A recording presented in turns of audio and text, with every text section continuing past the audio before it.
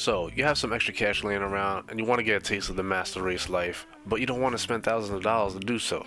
You only want to try it out just to see if this is something you really want to throw your wallet at. Well folks, I'm here with the $500 build that'll help you get your feet wet and get a small taste of what the whole master race, Steam sales, and base gabbing is all about. $500 is a small amount to pay to get into PC gaming. I always hear the talk if it's too expensive, you have to upgrade every 3 to 6 months, along with every other thing that people that aren't informed decide to say. Hopefully with this video and build, I can help those that want to get their feet wet without breaking the bank. Let's take a look at the parts I chose for this build. First up we have for the CPU, the Intel i3-100. Motherboard is an ASRock H170M Pro 4 MATX. RAM, Corsair Vengeance LPX 8GB 2400 MHz. Before anyone says anything, I do realize this motherboard does not support 2400 MHz, but thankfully it will automatically default to 2133 in the BIOS. The reason why I went with 2400 instead of the 2133 is because surprisingly this RAM was actually cheaper.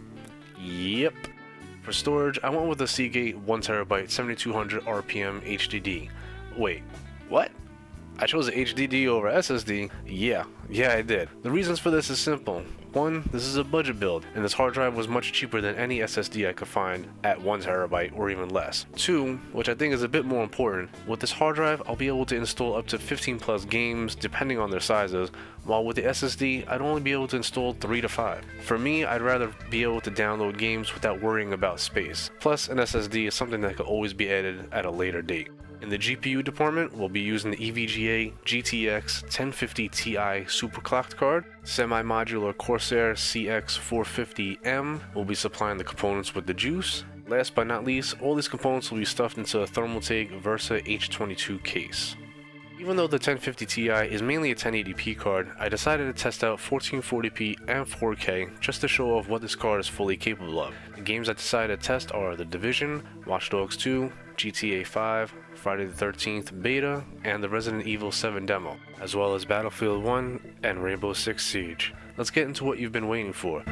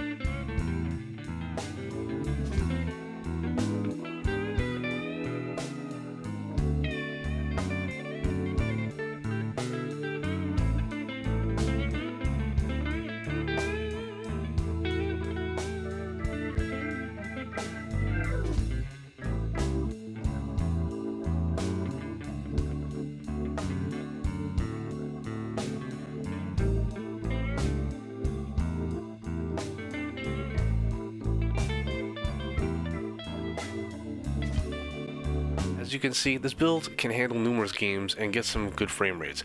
I'll be honest, I was really expecting a lot worse since I am using a dual core CPU, but what this really shows is that even with only 2 cores, you can still play the latest games with decent performance, and if you want 60 FPS, depending on the game, it is achievable.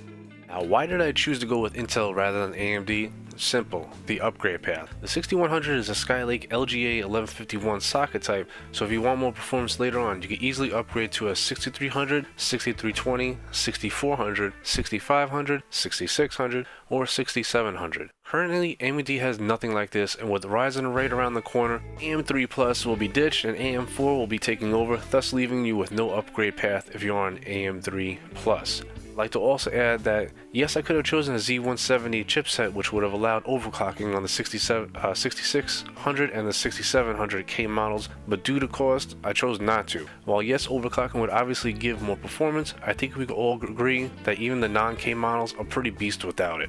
That's going to wrap this one up. This is my first build video ever, so if you made it this far, please hit me up in the comments with suggestions to help make my next build video better. I know the video myself building the PC wasn't all that great with the angle, but I'm working with what I have over here. To be honest, I used my phone to record the video while it was being held up by a vice grip. It's a true story. If you enjoyed this, please hit the like button, subscribe, comment, and all the good stuff. See you in the next one. Peace.